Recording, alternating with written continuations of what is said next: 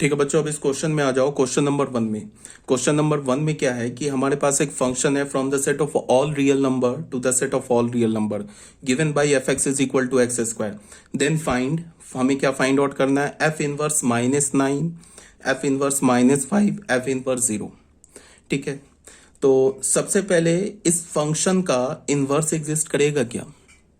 तो हम लोग ऐसे देखेंगे कि फंक्शन जो है ना हमारा मेनी वन फंक्शन है, बिकॉज यहाँ पे डोमेन से कोई भी दो रैशनल, एक निगेटिव रैशनल उठा लो, एक पॉजिटिव रैशनल उठा लो, उसका जो इमेज होगा वो सेम होगा। जैसे -4 और 4 का इमेज सेम होगा, -1 और 1 का इमेज सेम होगा, -1/3 और 1/3 का इमेज सेम होगा। तो फंक्शन क्या हो गया हमारा, सेट ऑफ ऑल, ये मेनी वन फंक्शन। तो जैसे ही मेनी वन फंक्शन हुआ तो हम लोग क्या बोलेंगे कि ये फंक्शन इन्वर्टेबल नहीं है। हाँ, फंक्शन इन्वर्टेबल नहीं है, ये तो बात सही है, बट फंक्शन के किस ये कोर डोमेन के एलिमेंट का हम ये प्री इमेज तो निकाल सकते हैं ना। हाँ, एफ इनवर्स नहीं निकाल सकते। क्यों नहीं निकाल सकते? बिकॉज फंक्शन मेनी वन है, बाइजेक्टिव फंक्शन नहीं है। बट हम क्या कर सकते हैं कि इसके कोर डोमेन के एलिमेंट का प्री इमेज तो निकाल सकते हैं। कोर डोमेन के एलिमेंट का हम प्री इमेज निकाल सकते हैं। तो हमसे क्या बोला है, एफ इनवर्स 9 निकालो, एफ इनवर्स -5 निकालो, एफ इनवर्स 0 निकालो। अब ऐसा देख के मत समझ जाना कि एफ इनवर्स बोला है यहाँ पे 9 निकालने के लिए, इसका मतलब फंक्शन इन्वर्टेबल है। फंक्शन इन्वर्टेबल नहीं है बिकॉज ये मेनी वन फंक्शन है, बट इन्वर्टेबल नहीं है। आप तो हम क्या कर रहे हैं, हम तो प्री इमेज निकाल रहे हैं, हम तो 9 का प्री इमेज निकाल रहे हैं। अब 9 का प्री इमेज एक एलिमेंट भी आ सकता है, 9 का प्री इमेज एक से ज्यादा एलिमेंट भी आ सकता है। और यहाँ पे इतने कैलकुलेशन करने की जरूरत ही नहीं, हम डायरेक्ट ही देके 9 का प्री इमेज बता देंगे। 9 का प्री इमेज क्या होगा, +-√9, +-√9 क्या हो जाएगा, +-3। तो 9 के दो इमेजेस आ जाएंगे, सॉरी प्री इमेजेस आ जाएंगे, एक तो -3 और एक 3। बिकॉज तुम यहाँ पे -3 और 3 डालोगे तो 9 मिलेगा। तो 9 का प्री इमेज क्या हो गया, -3 एंड 3। इसी से -5 का प्री इमेज क्या होगा, -5 का प्री इमेज एग्जिस्ट ही नहीं करेगा, बिकॉज ये कोई भी तुम यहाँ पे x डालो तो उसका स्क्वायर -5 नहीं हो सकता। फंक्शन तो रियल फंक्शन है ना, इसका मतलब -5 का प्री इमेज एग्जिस्ट नहीं करेगा। और 0 का प्री इमेज क्या होगा, 0, बिकॉज फंक्शन में हम 0 डालते हैं तो एफ एक्स क्या मिलता है, एफ ऑफ 0 क्या मिलता है, 0। तो 0 का प्री इमेज भी 0 होगा। ये तो हम डायरेक्ट ओरली ही बता सकते हैं, बट देख लो यहाँ हमने कैलकुलेट किया है। एफ एक्स हमारे पास फंक्शन क्या दे रखा है, set of all rational number to set of all rational number. Define कैसे किया, f x is equal to x square. F inverse 9 क्या होगा, एफ इनवर्स 9 को हमने एक्स बोल दिया, तो फिर एफ एक्स क्या हो जाएगा, 9। एफ एक्स क्या दे रखा है, एक्स स्क्वायर 9 के इक्वल हुआ, तो एक्स की वैल्यू क्या मिल गई हमें, +-3। तो 9 के दो प्री इमेजेस आ गए, एक तो -3 एंड 3। एफ इनवर्स -5 हमें फाइंड आउट करना है, इसको हमने एक्स बोला, तो फिर एफ एक्स किसके इक्वल हो जाएगा, -5 के। तो एक्स स्क्वायर का वैल्यू क्या मिलेगा, -5, which is not possible in are. तो -5 का प्री इमेज एग्जिस्ट नहीं करेगा। इसका मतलब क्या हो गया कि ये जो फंक्शन है ना, ये फंक्शन हमारा इंटो फंक्शन है, बिकॉज -5 तो कोर डोमेन में लाई कर रहा है ना, बट -5 का हमें प्री इमेज भी नहीं मिल रहा है।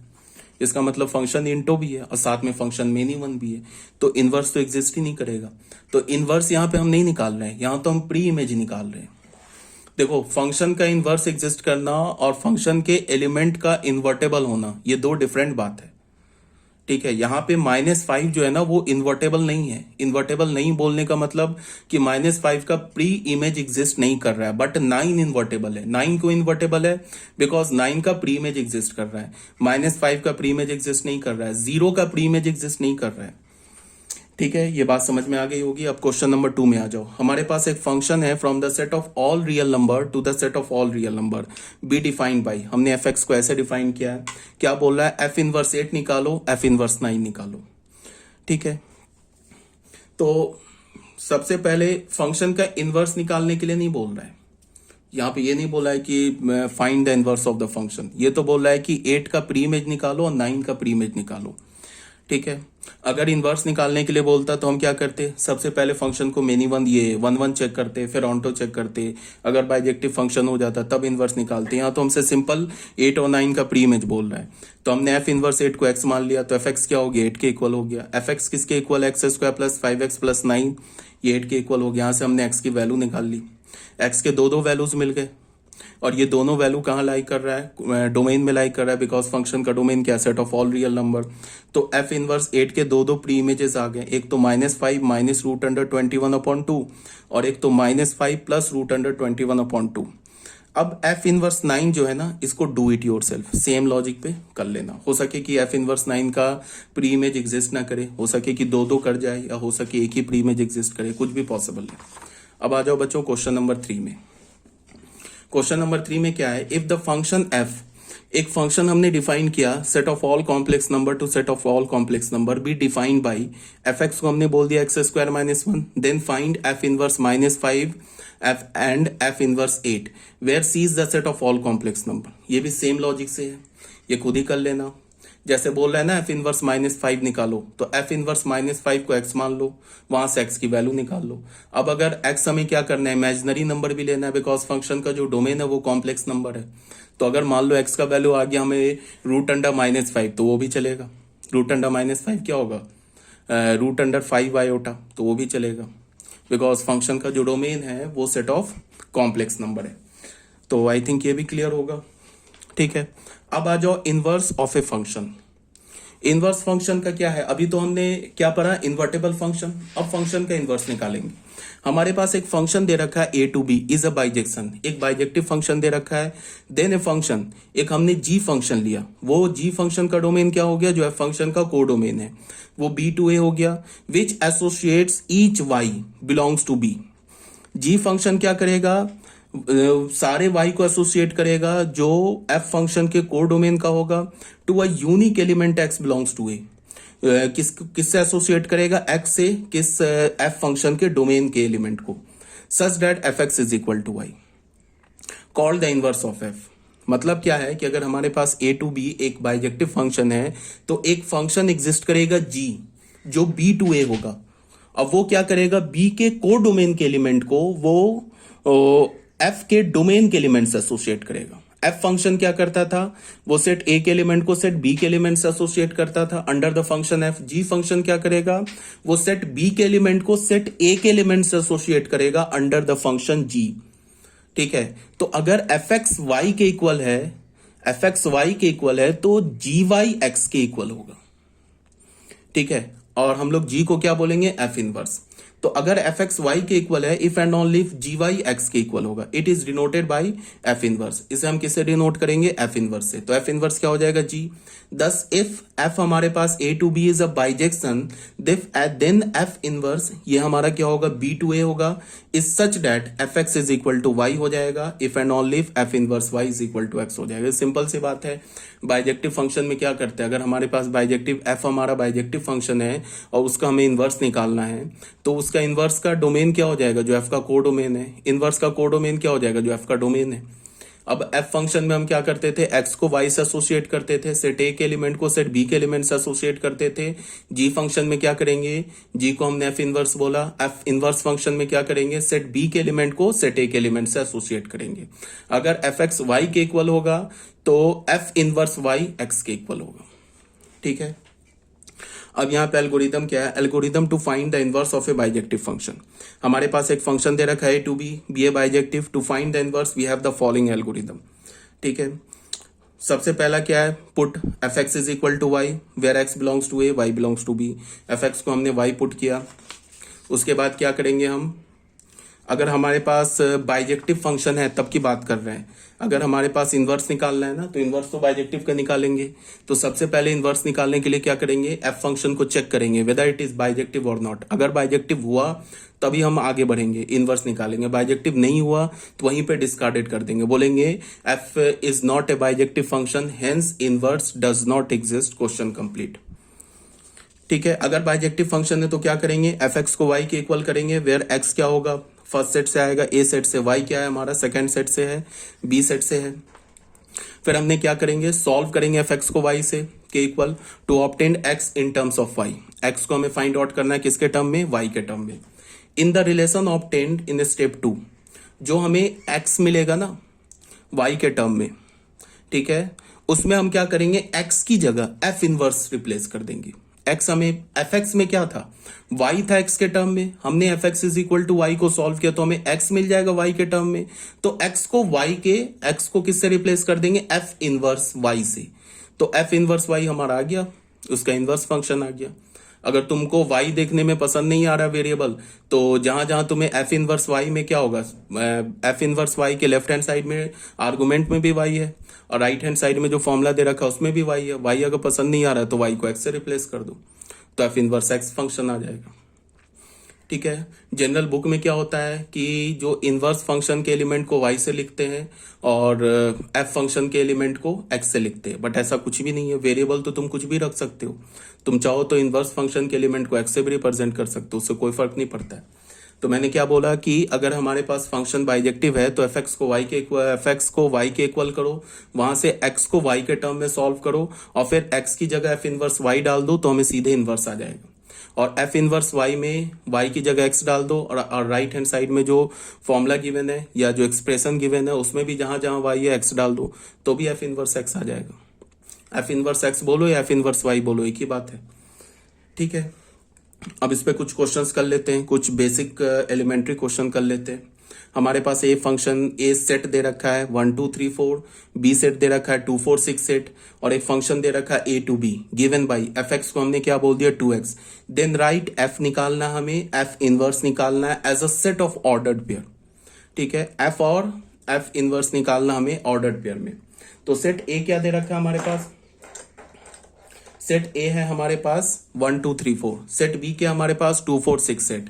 फंक्शन क्या हमारा ए टू बी डिफाइंड है, डिफाइंड कैसे है, y is equal to f x is equal to 2x। तो कुछ नहीं है, ये तो हमारा जो डोमेन है वो तो फाइनाइट सेट है, तो फाइनाइट सेट है वो भी 4 एलिमेंट्स है डोमेन में, तो हम डोमेन के हर एक एलिमेंट का इमेज निकाल सकते हैं। तो 1 का इमेज क्या होगा 2, 2 का इमेज क्या होगा 4, 3 का इमेज क्या होगा 6 और 4 का इमेज क्या होगा 8। तो हमने फंक्शन को लिख दिया रोस्टर फॉर्म में। तो ऑब्वियस ही बात है ये बाइजेक्टिव फंक्शन है। क्यों है बाइजेक्टिव फंक्शन, अच्छा अगर फंक्शन हमारा रोस्टर फॉर्म में गिवन हो तो हम बाइजेक्टिव कैसे चेक करते हैं, हम ये देखते हैं कि जो ऑर्डर्ड पेयर आ रहा है ना, ऐसा तो नहीं है कि किसी भी दो ऑर्डर्ड पेयर का फर्स्ट एलिमेंट सेम है। अगर किसी भी दो ऑर्डर्ड पेयर का फर्स्ट एलिमेंट सेम हो जाए तो उसका क्या मतलब है कि जो एलिमेंट सेम आ रहा है ना दो ऑर्डर्ड पेयर में, मान लो कि फर्स्ट एलिमेंट 1,1 आ रहा है, तो इसका मतलब क्या है कि 1 के दो डिफरेंट इमेजेस हो गए। तो 1 के डिफरेंट इमेजेस हो गए तब तो वो तो फंक्शन ही नहीं रहा, तो इनवर्स और निकालने की तो कोई बात ही नहीं है। अब क्या है कि अगर फंक्शन हमारा है और अगर हमने देख लिया क्या कि फर्स्ट ऑर्डर्ड पेयर के हर एक ऑर्डर्ड पेयर को देखा, हमने देखा कि ऑर्डर्ड पेयर में ये देखा कि डोमेन का एक एलिमेंट मिसिंग है। मतलब जैसे यहाँ पे है ना डोमेन में 1 2 3 4, तो हमने पहले ऑर्डर में पेयर में देखा कि 1 भी है 2 भी है 3 भी है 4 भी है। इसका क्या मतलब है कि डोमेन के हर एक एलिमेंट का इमेज मिल रहा है, हमें डोमेन के हर एक एलिमेंट का इमेज मिल रहा है। तो फिर ये क्या हो गया, फंक्शन तो है। ठीक है, अगर मान लो कि डोमेन के ऑर्डर्ड पेयर दो ऑर्डर्ड पेयर में हमें यहां भी 1 दिख जाता है यहां भी 1 दिख जाता है, इसका मतलब 1 का इमेज 2 है 1 का इमेज 4 है, तब तो फंक्शन ही नहीं होता। या फिर मान लो कि हमें सारे किसी भी एक ऑर्डर्ड पेयर में डोमेन का एक एलिमेंट मिसिंग होता तो भी फंक्शन नहीं होता। ठीक है, बट क्वेश्चन में तो फंक्शन गिवन होगा। अब अगर तुम्हें ऐसा दिख जाए कि किसी भी दो ऑर्डर्ड पेयर का सेकंड एलिमेंट सेम मिल जाए, इसका क्या मतलब है, जैसे यहाँ 1,2 है ना, यहाँ पे भी 2,2 होता, इसका क्या मतलब है कि 1 का भी इमेज 2 और 2 का भी इमेज 2, तो फंक्शन मेनी 1 हो जाता। तो फंक्शन मेनी 1 होगा तो फिर उसका इनवर्स एग्जिस्ट नहीं करेगा। तो जो बाइजेक्टिव फंक्शन है ना, तो बाइजेक्टिव फंक्शन को अगर तुम रोस्टर फॉर्म में लिखोगे तो वो हमें कैसा दिखेगा, उसमें सबसे पहली खूबी क्या होगी कि किसी भी दो ऑर्डर्ड पेयर का सेकंड एलिमेंट सेम नहीं होगा। मतलब हर एक ऑर्डर्ड पेयर का जो सेकंड एलिमेंट होगा ना वो डिफरेंट होगा। और दूसरी बात क्या है कि फंक्शन का जो कोडोमेन है, हर एक ऑर्डर्ड पेयर के तुम सेकंड एलिमेंट का जब सेट बनाओगे ना तो वो कंप्लीट फंक्शन का कोडोमेन आ जाएगा, तभी तो जाके फंक्शन ऑनटो होगा। ठीक है, तो फंक्शन अगर बाइजेक्टिव होगा तो रोस्टर फॉर्म में हमें कैसा दिखेगा, रोस्टर फॉर्म में किसी भी दो ऑर्डर्ड पेयर का सेकंड एलिमेंट सेम नहीं मिलेगा, और अगर तुम सेकंड एलिमेंट के हर एक ऑर्डर्ड पेयर के सेकंड एलिमेंट का सेट बनाओगे तो वो हमें किसके इक्वल मिल जाएगा, कोडोमेन के इक्वल मिल जाएगा, तब जाके फंक्शन क्या हो जाएगा, ऑनटो। ठीक है, ये बात आगे समझ में। तो डोमेन ऑफ एफ क्या हो गया ए, रेंज ऑफ एफ क्या हो गया, कोडोमेन ऑफ बी। अब फंक्शन हमारा क्या बाइजेक्टिव है। अब अगर हमें एफ इनवर्स निकालना है तो कुछ नहीं करो, हर एक ऑर्डर्ड पेयर के पास जाओ, उसके एलिमेंट को फ्लिप कर दो, मतलब कि पहले एलिमेंट को सेकंड एलिमेंट बना दो, सेकंड को फर्स्ट बना दो, तो एफ इनवर्स आ जाएगा। तो एफ इनवर्स क्या किया हमने, 1,2 है तो 2,1 कर दिया, 2,4 है तो 4,2 कर दिया, एंड सो ऑन। तो डोमेन क्या आ गया एफ इनवर्स का, जो रेंज है एफ का, और रेंज क्या आ गया एफ इनवर्स का, जो डोमेन है एफ का। ऐसे ही काम तो करते थे रिलेशन में, बट रिलेशन में कोई चिंता नहीं था, कोई टेंशन वाली बात नहीं थी। चाहे रिलेशन में तो कुछ भी था ना, रिलेशन में क्या होगा कि ये भी पॉसिबल है कि डोमेन का एक एलिमेंट को डोमेन के हर एक एलिमेंट से एसोसिएट हो जाए या ना हो। हर केस में क्या होता, आर इनवर्स एग्जिस्ट कर रहा था, ठीक है। बट यहाँ क्या होगा कि फंक्शन के केस में क्या होगा कि फंक्शन को बाइजेक्टिव होना होगा, तभी जाके एफ इनवर्स एग्जिस्ट करेगा। डोमेन ये रिलेशन में तो कोई प्रॉब्लम ही नहीं था, चाहे कैसा भी रिलेशन हो, डोमेन के एक एलिमेंट को डोमेन के सारे एलिमेंट से एसोसिएट हो जाए, या डोमेन का 2 एलिमेंट को डोमेन के सारे एलिमेंट से एसोसिएट हो जाए, हर केस में आर इनवर्स निकाल सकते थे। बट फंक्शन के केस में क्या होना होगा, सबसे पहले हमें फंक्शन को चेक करना होगा कि वो बाइजेक्टिव है या नहीं है।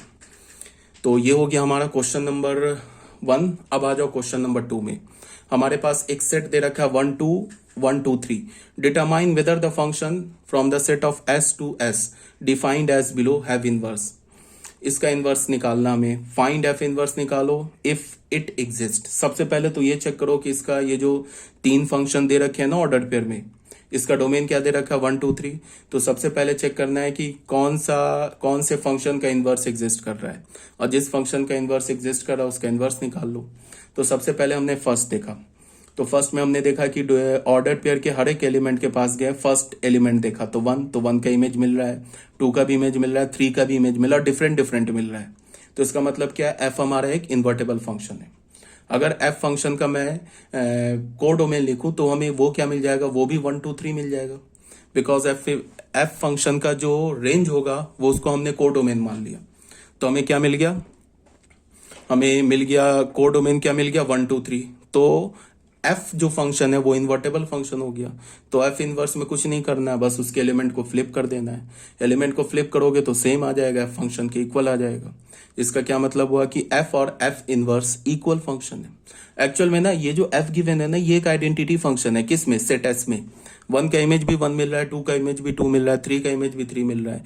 तो आइडेंटिटी फंक्शन का जो इनवर्स होता है वो हमेशा एग्जिस्ट करता है, और आइडेंटिटी फंक्शन का इनवर्स क्या होता है, सेम फंक्शन, ठीक है। अब सेकंड में आ जाओ, 1 का इमेज क्या है 2, 2 का इमेज क्या है 1। तो जैसे ही हमने देखा 2 ऑर्डर्ड पेयर के इसमें हमने देखा 2 का इमेज 1 है और 3 का इमेज 1 है, तो हमने यहाँ क्या देखा, 2 ऑर्डर्ड पेयर का जो सेकंड एलिमेंट है वो तो सेम है। इसका क्या मतलब है कि फंक्शन क्या हो गया, मेनी 1 हो गया। तो जैसे ही मेनी 1 हो गया, हमने मना कर दिया कि इनवर्स एग्जिस्ट नहीं करेगा। उसके बाद थर्ड में आ गए, थर्ड में देखा क्या है कि 1 का इमेज 3 है, 3 का इमेज 2 है, 2 का इमेज 1 है। तो हर एक ऑर्डर्ड पेयर के, हर एक किसी भी 2 ऑर्डर्ड पेयर का सेकंड एलिमेंट सेम नहीं है, इसका मतलब फंक्शन ऑनटो है, ठीक है। हमने अगर कोडोमेन को भी सेट 1 2 3 माना तो फंक्शन ऑनटो है, पहली बात। दूसरी बात क्या है कि हर एक ऑर्डर्ड पेयर का जो पहला एलिमेंट है उसमें डोमेन आ रहा है, डोमेन का हर एक एलिमेंट आ रहा है, 1 भी आ रहा है, 2 भी आ रहा है, 3 भी आ रहा है, फंक्शन तो है ही, तो आएगा ही। तो ये क्या हो गया, हमारा एक बाइजेक्टिव फंक्शन हो गया। तो इनवर्स निकाल लेंगे। इनवर्स कैसे निकालेंगे, इनवर्स में कुछ नहीं है, एफ फंक्शन जो गिवन है ना उसके डोमेन को फ्लिप कर दो तो इनवर्स आ जाएगा। तो डोमेन क्या होगा एफ का, जो रेंज होगा एफ इनवर्स का, रेंज क्या होगा एफ का, जो डोमेन होगा एफ इनवर्स का, ठीक है। ये बात आ गई होगी समझ में। ये एनसीईआरटी का क्वेश्चन है। अब बच्चों आ जाओ क्वेश्चन नंबर 3 में। क्वेश्चन नंबर 3 में क्या है, हमारे पास एक फंक्शन है from the set 1 2 3 to ABC, और फंक्शन क्या गिवन है, 1 का इमेज टू A है, 2 का इमेज क्या है B, और 3 का इमेज C है। Find the inverse of F inverse का इनवर्स निकालना है, ऑफ एफ इनवर्स, ठीक है। एक तो हमें क्या निकालना है, एफ इनवर्स का इनवर्स ऑफ, ये ऑफ है, ठीक है, ये ऑफ है। ये जो है ना, यहां कंफ्यूज मत होना, मतलब ये क्या बोल रहा है, ये ऑफ है, इंग्लिश वाला ऑफ है। इंग्लिश वाला ऑफ बोलने का मतलब कि ये कंपोजिशन एफ नहीं है, सर्कल एफ नहीं बोलेंगे। इंग्लिश में जो ओ एफ बोलते हैं ना ऑफ, वो ऑफ है। मतलब क्या बोल रहा है कि एफ इनवर्स का इनवर्स निकालो, find the inverse F inverse inverse of F inverse. जैसे हम बोलेंगे ना, find the inverse of F inverse of F. F inverse को ना यहाँ पे एक सेकंड के लिए तुम एफ देखो, तो ये क्या बोला, find the inverse F inverse of F function का इनवर्स निकालो। तो यहां क्या बोल रहा है, एफ इनवर्स का इनवर्स निकालो। तो ऑब्वियस सी बात है, एफ इनवर्स का इनवर्स निकालोगे तो क्या मिलेगा हमें, एफ मिलेगा। एफ ये फंक्शन दे रखा है, एफ इनवर्स क्या हो, फंक्शन क्या हमारा 1 1 ऑन 2 है, तो एफ इनवर्स क्या हो जाएगा, सेकंड एलिमेंट ये हर एक ऑर्डर पेयर के एलिमेंट को फ्लिप कर देंगे, फिर उसका भी इनवर्स निकालेंगे। तो फिर इसमें क्या करेंगे, हर एक ऑर्डर पेयर के फिर एलिमेंट को फ्लिप कर देंगे, तो एफ इनवर्स का इनवर्स क्या आ जाएगा, एफ आ जाएगा। तो एफ इनवर्स क्या होगा, एफ हो गया। ठीक है, तो ये हो गया हमारा बच्चों क्वेश्चन नंबर 3। अब आ जाओ क्वेश्चन नंबर 4 में। हमारे पास एक फंक्शन दे रखा है, set of all real number to all real number is defined by, हमने कैसे डिफाइन किया, एफ एक्स को क्या बोला, 2x + 7। Prove that F is a bijection, हमें क्या प्रूव करना है कि जो एफ फंक्शन है वो एक बाइजेक्टिव फंक्शन है। Also find the inverse of F, सबसे पहले तो प्रूफ करना है एफ हमारा बाइजेक्शन है, उसके बाद इनवर्स निकालना है। तो बाइजेक्शन के लिए कैसे प्रूफ करते हैं, पहले इंजेक्टिविटी में आए, एक्स और वाई हमने कोई भी दो रैंडम एलिमेंट उठा लिया set of all real number का, मतलब डोमेन का कोई भी रैंडम एलिमेंट उठा लिया एक्स एंड वाई, उस पे एफ एक्स को एफ वाई के इक्वल प्रूफ किया, इक्वल रखा, तो यहां से हमें क्या मिल गया, x is equal to y. तो फंक्शन क्या हो गया हमारा, इंजेक्टिव हो गया। सर्जेक्टिव कैसे प्रूफ करते हैं, हमने वाई कोई भी रैंडम एलिमेंट उठा लिया को डोमेन का, फिर हमने एफ एक्स को वाई के इक्वल रखा, यहां से एक्स को हमने वाई के टर्म में लिख लिया। अब तुम ऐसे देखो, ये स्टेटमेंट लिखना बहुत इंपॉर्टेंट है, आई थिंक मैंने आगे लिखा होगा, ये जो स्टेटमेंट है ना ये बहुत इंपॉर्टेंट है। बच्चे क्या करते हैं, तुम लोग क्या करते हो, सीधे ये लिख के बोलते हो कि hence f is N onto function, गलत हो जाएगा। आगे का स्टेटमेंट लिखना बहुत इंपॉर्टेंट है, ये जो मैंने लिखा है। यहां पे क्या है, हमने एक्स को वाई के टर्म में तो लिख लिया, अब हमें क्या प्रूफ करना होगा कि हम y कोई भी कोडोमेन का एलिमेंट उठाएं। कोडोमेन में क्या है, set of all real number, तो कोडोमेन का कोई भी एलिमेंट उठाएं तो उसके क्रॉसपॉन्डिंग एक x एग्जिस्ट कर रहा है डोमेन में। ठीक है, उस x पर अगर हम f फंक्शन अप्लाई करें तो हमें y आ जाना चाहिए, यह हमें प्रूफ करना होगा। हमें क्या प्रूफ करना होगा कि हमें यह प्रूफ करना है ना कि कोडोमेन के हर एक एलिमेंट का प्री इमेज एग्जिस्ट कर रहा है। तो हम तो ऐसा नहीं कर सकते कि कोडोमेन के हर एक एलिमेंट को ले उसका प्री इमेज दिखा दे, ये तो पॉसिबल है नहीं। तो हमें क्या करना होगा, कोई भी रैंडम एलिमेंट कोडोमेन का उठाना होगा, जनरल एलिमेंट, और फिर हमें प्रूफ करना होगा कि उस जनरल एलिमेंट के क्रॉसपॉन्डिंग जो कि कोडोमेन का एलिमेंट है उसके क्रॉसपॉन्डिंग एक एक्स एग्जिस्ट कर रहा है, किस में, डोमेन में। ठीक है, कोई भी तुम y उठाओ ना कोडोमेन का, तो उसके क्रॉसपॉन्डिंग एक x हमें मिलेगा डोमेन में, और उस x पर अगर हम f फंक्शन अप्लाई करें तो हमें y आ जाना चाहिए, यह हमें प्रूफ करना होगा।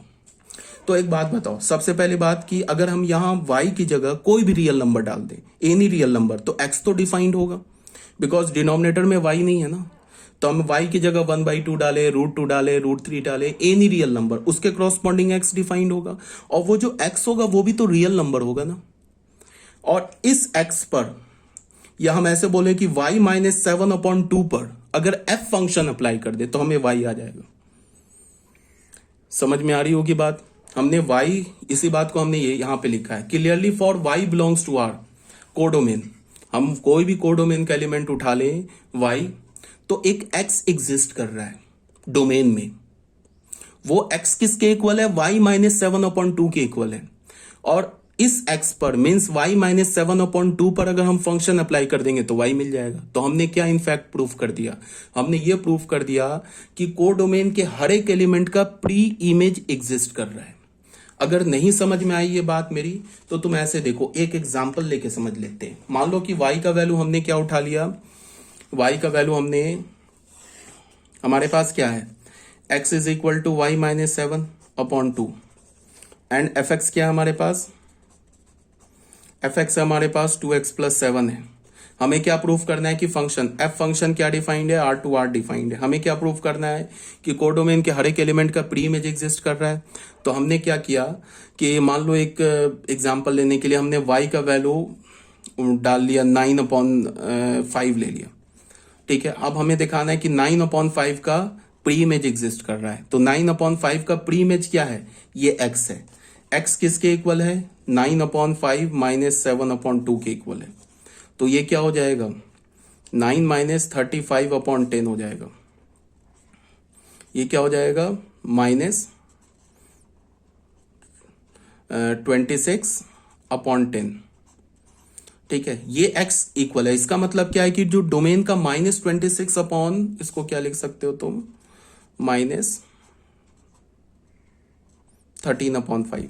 तो ये जो -13/5 है ना, ये किसका एलिमेंट है, डोमेन का एलिमेंट है। इसका इमेज क्या हो जाएगा, 9/5 है। इसको तुम एक काम करो, फंक्शन में डाल के देख लो।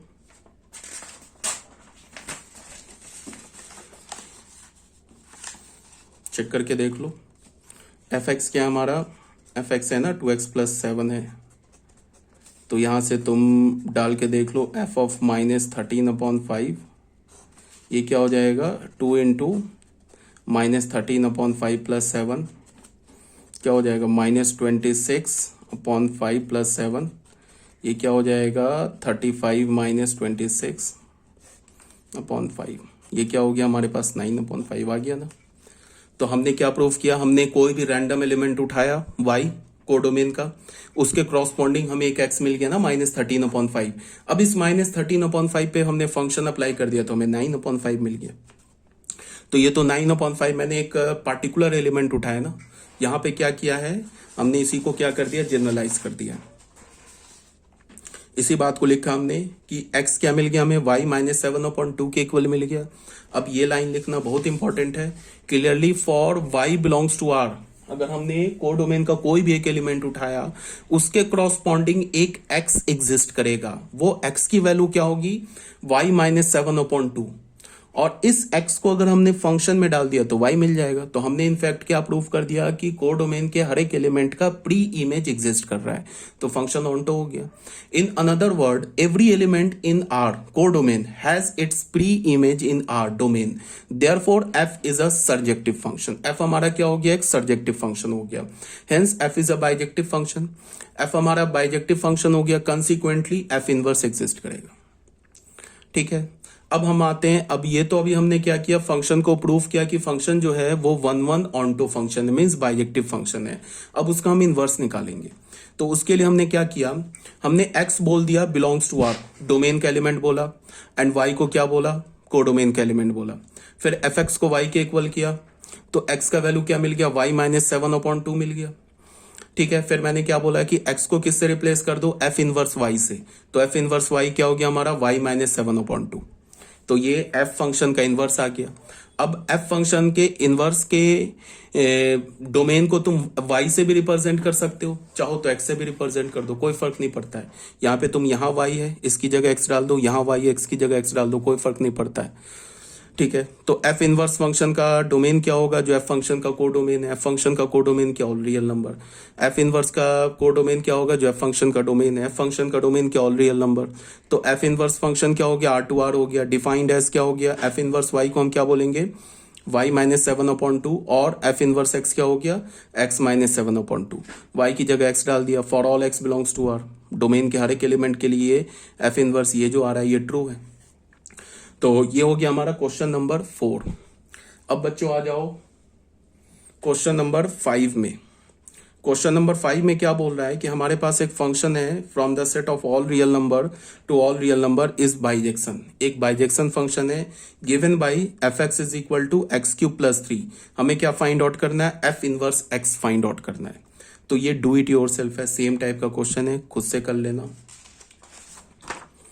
क्वेश्चन नंबर 6 में क्या बोल रहा है कि हमारे पास एक फंक्शन है, from the set of all real number to all real number be defined by f(x) को क्या बोला, 3x - 7, show that f is invertible and hence find f inverse. ये भी डू इट योर सेल्फ है, खुद से solve कर लेना। ठीक है, क्वेश्चन नंबर 7 में क्या बोल रहा है, शो डैट हमारे पास एक फंक्शन डिफाइंड है, set of all real number except 0 से set of all real number except 0, given by f(x) का वैल्यू किसके इक्वल है, 3/x, इज इन्वर्टेबल। ये हमारा एक इन्वर्टेबल फंक्शन है, and it is inverse of itself. इसका क्या मतलब है कि ये जो फंक्शन गिवन है ना 3/x, जिसका डोमेन क्या है, all real number except 0, codomain क्या, ऑल रियल नंबर एक्सेप्ट 0, ये एक इन्वर्टेबल फंक्शन है। इन्वर्टेबल फंक्शन बोलने का मतलब कि एक बाइजेक्टिव फंक्शन है, और इसका जो इनवर्स है ना ये सेम फंक्शन है, मतलब f इनवर्स जो होगा वो f ही आ जाएगा। ये हमें प्रूफ करना है। तो सबसे पहले इज इन्वर्टेबल बोला, तो इन्वर्टेबल बोलने का मतलब ये बाइजेक्टिव फंक्शन हो गया, तो इससे मैं बाइजेक्टिव प्रूफ करने की जरूरत नहीं थी, बट फिर भी मैंने प्रूफ क्यों किया है, क्योंकि एक तुम्हें एक आइडिया पता चल जाए कि कैसे हम, इंजेक्टिव तो बहुत आसान होता है, एफ एक्स को एफ वाई के इक्वल करो, एक्स को वाई के इक्वल प्रूफ कर दो, ऑन्टो में तुम लोग गड़बड़ करते हो, ठीक है, इसीलिए मैं प्रूफ कर रहा हूं। यहां इन्वर्टेबल बोल दिया तो बाइजेक्टिव है, सीधे हमें क्या दिखाना था, हमें दिखाना था कि एफ का इनवर्स एफ के इक्वल है, बट यहां पे मैंने इंजेक्टिव और सब्जेक्टिव प्रूफ कर दिया है। एफ फंक्शन का डोमेन आर माइनस जीरो, को domain r minus zero, f x 3/x, हमने डोमेन का कोई भी दो एलिमेंट उठाया x comma y, r minus zero से कोई भी दो एलिमेंट उठाया एक्स कॉमा वाई, फिर हमने एफ एक्स को एफ वाई के इक्वल कर दिया। एक्स और वाई जीरो हो नहीं सकता बिकॉज ये आर माइनस जीरो का एलिमेंट है, तो 3/x 3/y के इक्वल हो गया। यहां से हमें क्या मिल गया, x is equal to y, तो फंक्शन क्या हो गया 1 1। सर्जेक्टिव के लिए आए, लेट हमने y को एलिमेंट उठाया कोडोमेन का, कोडोमेन क्या है r minus zero, be any arbitrary element of r minus zero, codomain का उठाया, एफ एक्स को y के इक्वल किया तो 3/x y हो गया, तो x क्या हो गया 3/y के इक्वल हो गया। अब यहां पे हम क्या लिख सकते हैं, तो अच्छा यहाँ पे सब्जेक्टिव में मैंने डायरेक्ट ही प्रूफ कर दिया है, ठीक है, तो कोई बात नहीं है, हमने इसको एक बार सब्जेक्टिव में दिखा देता हूं। हमने क्या किया, हमारे पास जो एफ फंक्शन है वो है क्या, आर माइनस जीरो से आर माइनस जीरो, ठीक है ना ये, और एफ एक्स फंक्शन क्या डिफाइंड है 3/x डिफाइंड है।